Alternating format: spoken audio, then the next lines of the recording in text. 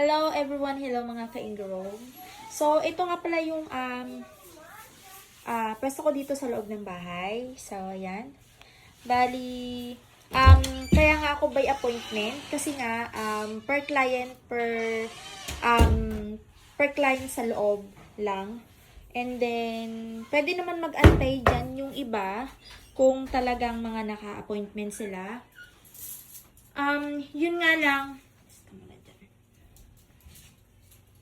So, ayan. Kung makikita nyo, ayan yung pwesto ko. Yan. So, medyo kasi, may-explain lang ako sa inyo, no? Pag client lang po ang pupunta dito at magpapabook, so, kung may kasama po, like po, dalawa sila, pwede naman po, basta po, mister po ang kasama, Pero po, pag po isang buong pamilya, and then, so, ayun po, pagbuo po kasing pamilya, limbawa po, ang nagpa-appointment po sa akin ay isa lang. Minsan po kasi, may mga client po ako na isa lang po ang naka-appointment, pero halos isang buong pamilya na po, pupunta dito. Parang ang nangyayari po, may client ako na isa lang, lahat po ay kasama, mga kamag-anak, minsan po 5 po sila, 6 po sila, papasok po dito sa loob. Ang iniisip ko po kasi, hindi naman po ako sa naghihigpit. Ang akin po kasi ay, syempre, ang hirap naman po ng isa lang po yung naka-appointment, tapos lahat po ng mga kasama na 6 o 5 papasok po dito at mag-aantay. May mga client din po kasi akong nakabook at naka-appointment. So, pag po kasi oras na nung iba, wala na po silang maupuan. Kasi nga po, yung kasama nung isa, halos isang buong pamilya na. So, yun lang po, ipanapaalala ko lang po sa inyo. Kung sino lang po yung naka-appointment, siya lang po ang papasok dito sa loob. Kung may kasama naman pong asawa, okay lang po yun. Wala naman pong problema. Minsan po, hindi ko na po pinapapasok ko na, gawa ng, ayoko naman po na sabihin na, lumabas kayo, hindi kayo naka-appointment, yung naka-appointment lang yung uupo dito. Ang pangit naman pong tignan. Kasi lalo na wala din naman po silang maantayan sa labas, mainit. So, kaya may time po minsan na pinapapasok ko lang. Pero, sana po sa susunod po, yung mga pupunta po dito, kung sino lang po yung naka-appointment, yun lang po. Pasensya na po kayo, talagang medyo higpit lang po ako kasi po masikip po dito sa loob. Hindi po ganun kalaki yung bahay ko, sobrang liit lang po nito. So, ayun po. At saka po, eto nga po pala, sa mga nagpapa-appointment po, bawal po tayong magpa-resked. For example, bukas na po yung schedule nyo. Ngayon pa lang po, nagsabi na po kayo na i-reschedule po. Hindi po pwede yun. Automatically cancel po yun pagka ganun. Kasi nga po, hindi na po ako makakakuha ng papalit sa inyo bukas. Halimbawa, bukas na po yung appointment nyo. Mahirap na pong makakuha ng client. Maghahabol po ako na may kukunin ako kinabukasan. And then, for example po, emergency naman. May nagkasakit na ganito, ganyan, hindi nakapunta. Wala po akong magagawa. Yun po ay nasa rules ko na po. Pag po talaga bawal pong reschedule, bawal po talaga. So, automatically cancel po yun. Naintindihan ko naman po kayo kung emergency po, hindi po kayo makakapunta. Like, ng mga may na-hospital, ganun po. Pero sana po, maintindihan nyo rin po ako. Gagaya po halimbawa, ang schedule nyo po ay 1 p.m. Ang kasunod ay 1:30 or 2 p.m. Ngayon, pag po ngayon, nag-cancel kayo, bukas na yung schedule nyo, or ngayon mismo yung schedule nyo, isang oras na lang, nag-cancel po nagpa-reschedule po kayo, hindi po pwede yun. Kasi nga po, mahihirapan na po akong magpasok. At saka, problema po kasi nun, pag wala na po ako naipasok, wala na po akong halos kikitain. Gawa nga po ng, yung 30 minutes and 1 hour po, ay nakalaan po yun sa inyo. So, yun na lang po isipin nyo. Kung i-reschedule ko po yun, paano naman po ako? Wala naman po akong kikitain sa loob ng isang oras na kung hindi po kayo pupunta. Ang aircon ko po gumagana. Mga kuryente po dito sa bahay gumagana. So, sana po ay naiintindihan po nung iba. Basta po ay no reschedule. Yun po. Pag po hindi kayo nakapunta, hindi ko na po yun, wala na po akong magagawa. Automatically cancel po yun. Pasensya na po. Kasi hindi naman po din ganun kadali lang humanap ng client on the spot na pag sinabi nyong i-reschedule, hindi makakapunta, eh, ganun na lang po. Kasi pagka po nasanay ko na ganun po yung gawin ko, lahat po ganun na po ang gagawin. And, ayun nga po, ano pa ito? Meron pa akong nakalimutan sabihin. Kung halimbawa naman po, nagpa-reschedule kayo, for example, meron po akong mga client na 1 week pa lang, 2 weeks pa lang, bago yung appointment nila, nagpa-reschedule na, pwede po yun. Pero po on the spot, 3 days, 2 days, 1 day, magpapareschedule, hindi po yun. At saka, please lang po, tayo po kasing mga Pilipino ay talagang hindi po talaga tayo marunong muna umunawa o basahin yung nakalagay doon sa appointment or yung rules. Ano po?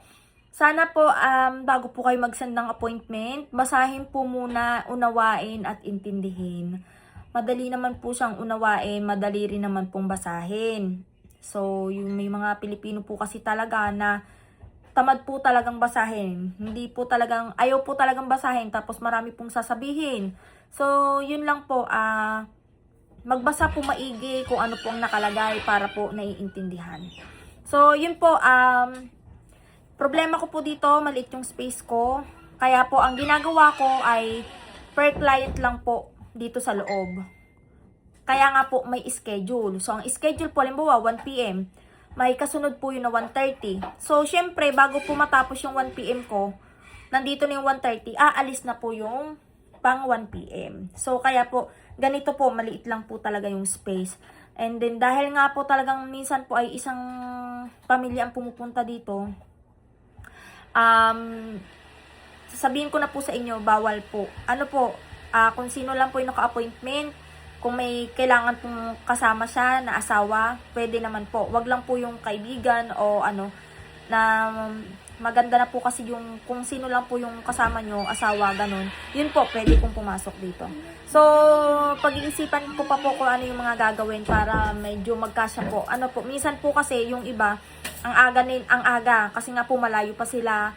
Maaga po silang umaalis doon dahil ayaw po nga nilang malate. Dahil po sa akin po ay pag na-late ay may additional fee po. Ano po, pero pag 30 minutes late na po ay automatically cancel. Ano, bakit po? Ang higpit ko naman, sasabihin nyo. Hindi po, gawa po yun po ay naka-schedule na. Ngayon, ang schedule, halimbawa, yung na-client ko, 1 p.m. ang schedule niya. 1:30 siya nakapunta. Eh, may 1:30 ako. Di ngayon, yung 1:30, magmumove yun ng 30 minutes. Minsan po, meron naman akong client na 2:00 ang appointment, 1:00 nandito pa lang. Which is okay po yun. Kasi nga po, takot po silang malate. Ano? Kasi malayo po sila, nangangaba pa sila ng pupuntahan nila kasi hindi pa nila masyado gabay yung location, hindi pa nila alam tong lugar ko. Naintindihan ko po yun, wala pong problema doon. Ano, okay lang po kahit mag-antay po kayo dito sa akin sa loob. Wala pong problema. Pero po kasi, ang oras po kasi ay mahalaga. Ano, sabihin mo naman na, ay 15 minutes late lang naman ako, 10 minutes late lang naman ako, napakahigpit mo naman, parang ganon. So, malaking bagay na po yun. Kasi marami na pong nagawa yung 10 minutes at 5 minutes na po yun. Ano po, sana po naintindihan po ng iba.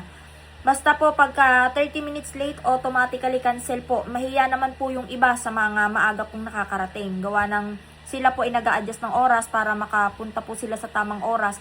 Halimbawa, gaya po niyan, 1:30, 1 p.m. ang schedule. 1:30 ka na dumating. Eh, yung 1:30 dumating na din. Ngayon, magmumove yun sila ng oras. Pero sakto naman ang dating nila sa oras nila. Ikaw yung na-late. No? So, ayun po, marami kasi talaga sa Pilipinong ganon na alam naman malayo, hindi agahan umalis ng bahay nila. Alam naman din nilang may traffic. So, tayo po talaga ang mag-a-adjust sa sarili natin para po makarating po tayo on time sa ating pupuntahan. Kahit pa po sabihin natin na pasensya na late ako, hindi po sa akin excuses yun. Kasi nga po, alam nyo naman pong may mga ganyan sa kalsada, may mga ganyang insidente, problema. So, dapat po maglaan po tayo ng oras. Ano po, mag-adjust po tayo ng oras. Halimbawa, naka-appointment po kayo ng 1 p.m. Eh, galing pa po kayo ng Paranaque. Siguro po, umalis na po kayo doon ng mga 9. Ganon. Siguro, sapat naman na po yun. Kasi ang Paranaque to dito lang naman po, PITX is 1 hour lang naman. So, yung mga ganun po, di bali na sana pong maaga dumating, wag lang po malate. Ano po? So, marami po dyan magsasabi, napakahigpit naman mo naman sa oras mo, napakahigpit naman ng dyan sa pag-waiting area. So, pasensya na po, yun po talaga yung rules ko. Kasi po, pag naging maluwag po ako masyado, lahat po ay ganun na po ang mangyayari. Lahat na po ay pwedeng malate, lahat po ay pwedeng magparasked. Hindi po pwede yun. Ako po ang mahihirapan. Di bali po sana pag kayo po ay na-late, kukut-kutan ko na lang po basta yung kuko nyo. I-consume ko, halimbawa, 30 minutes lang yung linis nyo. Tatapusin ko yun ng 30 minutes ng basta-basta na lang. Ayoko din naman po ng ganun. So, ayun po, sana po ay naintindihan. Bawal po magpa-reschedule on time. Kagaya po kanina, may nag-PM sa akin, reschedule po, may emergency. Wala naman po ako magawa. Hindi ko po siya na-reschedule kasi nga po, wala na po ako nakuha ng oras niya. So, natenga po ako ng 1 oras. So, 1 oras po, marami na po sana akong nagawa noon. So, ayun po, sana po naintindihan. Bye-bye, mga ka-ingrong.